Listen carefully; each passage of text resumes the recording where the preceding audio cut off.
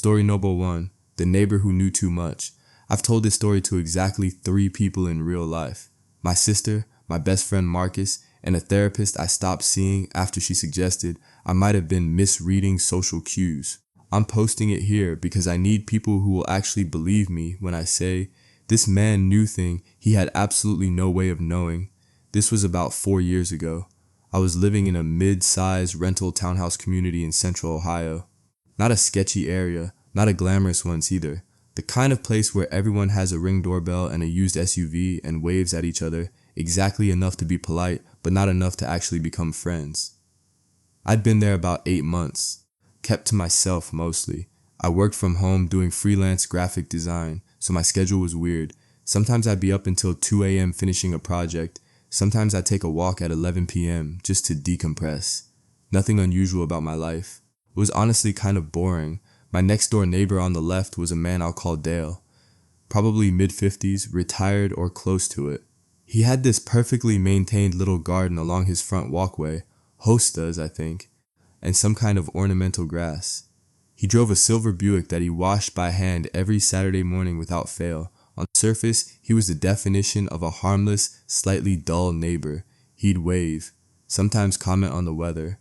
Once he brought over a plate of brownies around the holidays, and I thought, okay, this guy is genuinely just a nice, boring man. The first thing that bothered me was so small I almost didn't register it. It was a Tuesday in late October. I remember because I'd just finished a really brutal logo revision for a client who kept changing his mind, and I was frustrated and tired. I decided to make a late grocery run. It was around 9:40 p.m. I genuinely had nothing in the house except peanut butter and some sad-looking spinach. I grabbed my keys, walked out to my car, and Dale was standing at the edge of his driveway. Just standing there. In the dark. No dog, no trash can, nothing. He smiled and said, "Rough project tonight?" I laughed it off, said something like, "Yeah, long day." And I left, but I thought about it on the drive over. I work inside my house. My office is in the back bedroom, away from the street. I don't take calls loudly. I don't video chat with the window open. There was no real reason he'd know I was working on anything, let alone that it was rough. I told myself he probably just assumed. People who work from home always have rough projects, right? Generic comment. I let it go. The second thing happened about 3 weeks later. My mom had called me that afternoon. She's in Pittsburgh. We talk maybe twice a week, and during the call she told me my uncle had been diagnosed with something serious. I'm not going to get into the details, but it hit me harder than I expected. I spent most of the evening just kind of sitting with it. I cried a little, which I'm not embarrassed about. I did not go outside. I did not talk to anyone else.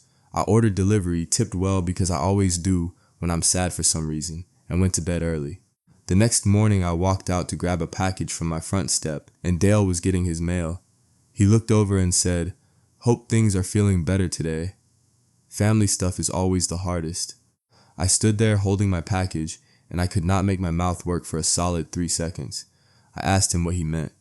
He kind of shrugged and said, "You just seemed down yesterday, I could tell." Then he went inside.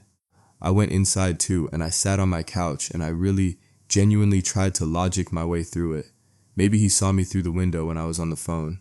My living room curtains were sheer-ish, not blackout. Maybe he caught a glimpse of my face. Maybe he was just guessing and happened to be right. People have bad days. He might have just been throwing something generic at the wall. I almost convinced myself of that. Then about 2 weeks after that, he said something I could not explain away no matter how hard I tried. I had a first date. Nothing serious, just a guy I'd matched with on an app. We were going to get coffee about 20 minutes away.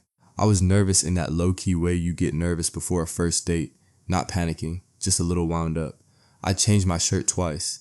I left my house at 6:48 p.m., and Dale was outside trimming something near the hedges, even though it was almost dark. He looked up and smiled and said, "First dates are nerve-wracking. Hope it goes well." I stopped walking. I said, "What did you just say?" He said it again, totally calm. "First dates, they're nerve-wracking. That's all." I asked him how he knew it was a first date. He tilted his head a little and said, "You changed your shirt twice."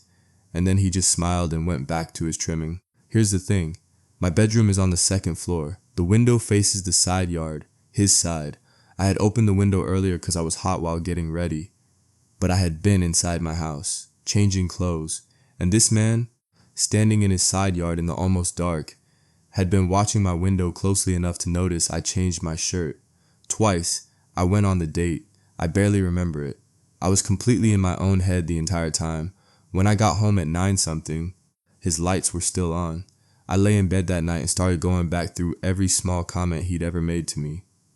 The project, the family stuff, the shirt, and I started to realize there had been other things too. Little offhand comments I'd written off as coincidence or small talk that suddenly didn't feel that innocent anymore. He once mentioned I seemed like I hadn't slept well last night. He once asked if I'd figured out my car issue, when the only car issue I'd had was a check engine light I'd Googled while sitting in my own driveway for maybe 4 minutes. I pulled up my laptop and I looked up whether there was any angle from his property, his yard, his upstairs windows, anywhere, that would give a clear line of sight into my house. And the answer was yes. Almost every room except my bathroom had some exposure to his side of the property, depending on where he was standing and what time of day it was, and whether my curtains were open even a few inches. He hadn't been guessing. He had been watching. Consistently, carefully, and for a long time, I didn't confront him. I know some people reading this are going to say I should have. But here's the thing about realizing someone has been studying you.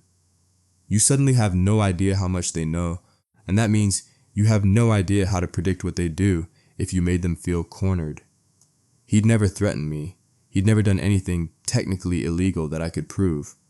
But the calculated patience of it, noticing which shirt I put on, noticing when I'd been crying, standing outside at 9:40 p.m. like he was just casually there, that scared me in a way that felt very specific and very real. I started keeping every curtain closed.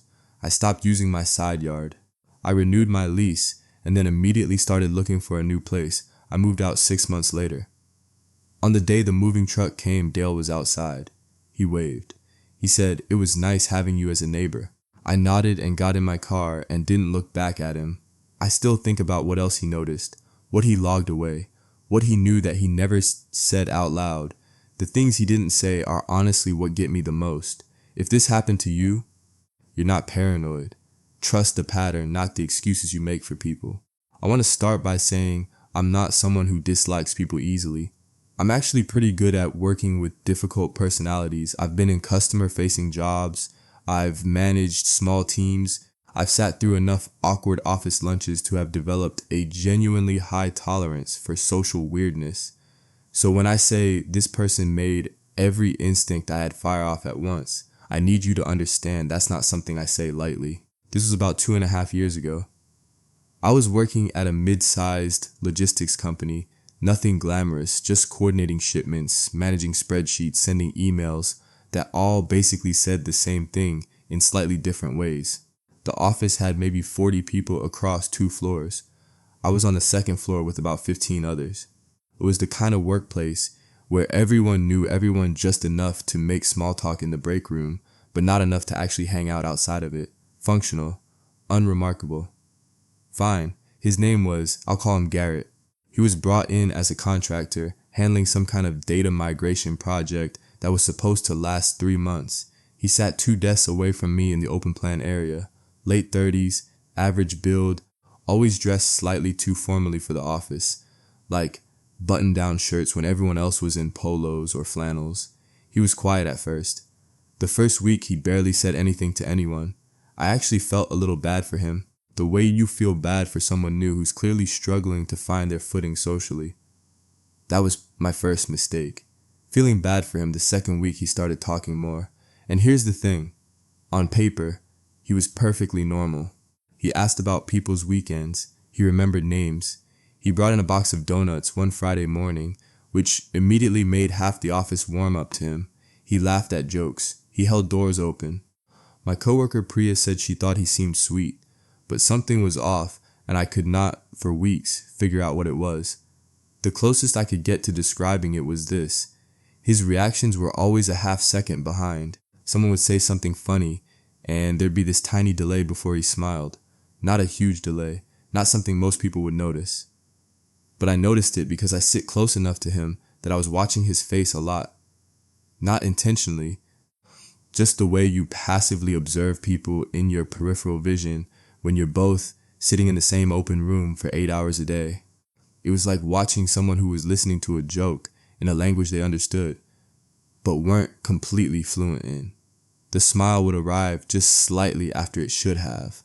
And when it arrived, it was, I don't know how else to say this, it was like the right shape of a smile without the right feeling behind it. I told myself I was being uncharitable. People process things differently. Some people are just awkward. I kept it to myself. Around week 3, he started being more specifically friendly toward me. He'd stop by my desk to ask questions he probably could have emailed about. He'd linger a few extra seconds after I answered. He started mirroring, and again, I know that sounds like an exaggeration, but I work with people. I've read enough about body language out of boredom to recognize it. When I crossed my arms, he'd cross his. When I leaned back, he'd lean back. When I laughed, he'd laugh, even if he was on the other side of the room and couldn't have heard what was funny. One afternoon, I stayed late. It was about 6:20 p.m. The office was mostly empty, and I was finishing up a freight reconciliation that had been bothering me all day. I thought I was alone on the floor. I had my earbuds in, one ear out the way I do when I want to be aware of my surroundings without fully committing to silence. I heard footsteps and looked up, and Garrett was standing maybe 6 feet from my desk, just watching me. Not approaching, not saying anything. Just standing there with that smile. I pulled out my earbud and said, "Hey, didn't know you were still here." He said, "I was just finishing something up." Then he tilted his head slightly and said, "You frown when you concentrate. Did you know that?" I said something like, "Ha, yeah, people have told me that." He nodded slowly and said, "I've been watching you work. You're very thorough." I said thanks and turned back to my screen. I heard him walk away. I waited about 90 seconds, packed up my stuff, and left. I took the stairs instead of waiting for the elevator because I didn't want to share a small enclosed space with him. In the parking garage, I sat in my car for a second before starting it. The phrase "I've been watching you work" just kept replaying. Now I've noticed you're thorough, or you seem like you're detail-oriented. He said watching, past continuous, like it had been ongoing. After that, I started paying more attention, and what I noticed made me feel genuinely ill. He tracked people, not just me. He would position himself at the coffee machine, near the printer, in the break room doorway, in spots where he had sight lines to multiple people at once, and he would just observe. If you looked up and caught his eye, he'd smile and say something perfectly normal, so it never looked like anything. Over the course of a week, I started clocking it. He was always slightly angled toward whoever he was currently focused on. It rotated, but I was on the rotation a lot. I went to HR. I want to be honest about how that went, which is to say it went badly. I didn't have anything concrete. He smiles weird, and he said he watches me work, and he stands near the printer a lot, does not exactly build a solid case. The HR coordinator, a tired-looking woman who I genuinely don't blame because what was she supposed to do with that, told me she'd keep an eye on the situation and asked if I'd like to move my desk. I said yes. I moved to a spot near the window on the opposite end of the floor. He adjusted within 4 days, started taking a different path to the break room. The new path went past my desk. Thing that finally made other people take it seriously happened about a week after I moved desks. A coworker named Ben, big guy, very easygoing, not prone to drama, came up to me quietly and said, "Hey, is that contractor guy weird to you too?" And I said yes immediately, without hesitating. Ben said Garrett had been asking people questions about me, casual questions, folded into regular conversation. Where did I live? Not my address. Just what part of town. Did I drive or take the bus? Did I have a roommate? Whether I was seeing anyone, he'd been gathering information, piece by piece, from different people, so no single person had the full picture. Ben had only realized it when he was talking to Priya, and they compared notes, and both of them had been asked something. We went to HR together that time, with specific examples, names, approximate dates. His contract was ended about 11 days later. They didn't tell us why officially, just that the project had been restructured. He cleaned out his small section of desk space on a Thursday afternoon. I made sure I was in a meeting room with the door closed. The last thing And this is the part I think about the most. Happened 2 days after he was gone. I was getting coffee, and Priya came in and said she'd run into him in the parking lot that morning. Not our parking lot, the lot at the coffee shop across the street, where a bunch of us went in the mornings before work. He was just there, sitting in his car. He waved at her like it was completely normal. She said he was smiling. I stopped going to that coffee shop. I started varying my arrival times by 10 or 15 minutes every day for about 2 months. I know that sounds excessive, but when someone has been studying your patterns, quietly, patiently, underneath perfectly normal behavior, you stop feeling like anything is excessive. The scariest people are never the ones who seem scary. They're the ones who seem fine, who bring donuts, who hold doors, who smile right on cue, except when they don't. And by the time you notice the difference, you're already in their peripheral vision. And you've been there for a while. Trust a thing you can't explain yet. Your instincts are pattern recognition your conscious brain hasn't caught up to. Story number 3, the man at the end of my driveway. I've gone back and forth about posting this for a long time. Not because I'm worried about people not believing me. I have a witness, which I'll get to, but because writing it out means I have to go through the timeline again carefully. And every time I do that, I end up at the same conclusion, that this was not random, that it had been going on longer than I knew, and that the only reason I'm okay is because of a decision I made for a completely unrelated reason that accidentally kept me safe. That part still gets to me.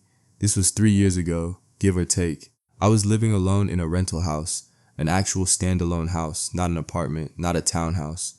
It was a quiet residential street in a mid-sized city in the Midwest. The house had a long-ish driveway, maybe 40 feet from the street to the garage. There was a street light at the corner, but not directly in front of my property, so the end of my driveway, where it met the sidewalk, sat in this kind of dim middle zone at night. Not pitch dark, just not well lit. I had a dog, a 4-year-old beagle named Remy. I mention him because he's relevant, and also because he deserves to be in this story because he was a good dog, and he knew something was wrong before I did. My routine at the time was pretty consistent. I worked a standard 9 to 5, came home around 5:30 or 6, made dinner, watched something, took Remy for a walk around 9 or 9:15, went to bed. I'm a creature of habit. I know that now in a way I didn't fully appreciate then. I had a routine and I kept to it, and it was predictable to anyone who paid attention for more than a few days. The first night I saw him was a Thursday. I'm certain it was a Thursday because I remember I had watched a show I only watched on Thursdays, and I'd taken Remy out right after it ended. It was 9:22 p.m. I checked my phone right before I clipped on his leash because I was thinking about whether I had time to call my friend Dara before it got too late. We walked out the front door, down the driveway, and there was a man standing at the end of it, just standing there. On the sidewalk, right at the point where my driveway met the concrete, he was facing the house, not walking past, not on his phone. Just standing looking toward the house. When I came out, he didn't move or react the way a normal person would. If they'd been caught standing in front of someone's property at 9 p.m., he just sort of slowly redirected his gaze, like he was casually looking around the neighborhood, and walked away. He walked, not quickly, calm, even pace. He turned left at the corner and was gone. Remy had stopped at the top of the driveway and would not move. He wasn't barking. He was doing the thing dogs do that's somehow worse than barking. That stiff-legged, low-to-the-ground stillness where every muscle is engaged and the fur along their spine rises and they just stare. He stared at where that man had been standing for probably 20 seconds before I was able to coax him forward. I told myself it was nothing. Guy out for a walk, stopped to look at something, moved on. I told myself that and mostly believed it and went to bed. The second time was the following Monday, 9:18 p.m., same spot, same stillness. This time I saw him before I'd even fully opened the front door. I'd cracked it to check the temperature first because it had been cold during the day, and I wanted to know if Remy needed his jacket, which yes, he had a jacket. He was a beagle and beagles get cold, and through the gap in the door I saw him at the end of the driveway, same posture, facing the house. I shut the door quietly and stood in my hallway for a moment. I went and looked out my living room window from an angle where I could see the street, but he couldn't easily see me. He stood there for another minute or two. I didn't time it, but it wasn't quick. And then did the same thing. Slow walk. Left at the corner, I texted Dara that night. I didn't frame it as scary, I just described it and said it was weird. She said it was probably a neighbor I didn't recognize, and to see if it happened again. It happened again that Wednesday, and the following Monday, and the Wednesday after that, always between 9:10 and 9:30. Always at the end of my driveway, always facing the house, always leaving in the same direction when I came out. By the fourth time, I was not telling myself it was nothing anymore. By the fourth time, I had started taking photos, though he was far enough away and the lighting was bad enough that none of them were useful, just a dark shape at the end of a driveway. Here's where the unrelated decision comes in. Around that same period, completely separate from the man situation, I had started leaving for my evening walks earlier because Remy had begun waking me up at 5 a.m. and I was trying to tire him out more. So I started taking him out at 8:30 instead of 9:15. I didn't think about the man when I made this change. I was thinking about my sleep schedule. For 2 weeks after I shifted the time, I saw nothing. Nobody at the end of the driveway. I started to second guess myself. Maybe it had been different people. Maybe I'd been in a weird headspace and built a pattern out of coincidences. I almost let it go. Then I had one night where I got caught up in a work thing and didn't take Remy out until 9:20. He was there. I know I've been building to this, and I want to be careful about how I say it because I don't want to exaggerate, but standing at the top of my driveway at 9:20 p.m. and seeing that shape at the bottom of it, knowing I hadn't seen him in 2 weeks, knowing the only variable that had changed was the time I came outside, I felt something that I don't have a clean word for. It was not panic. It was more like the feeling of a door swinging open that you didn't know was there. A sudden understanding of something you'd rather not understand. He was timing himself to my schedule. I went back inside. I called Dara.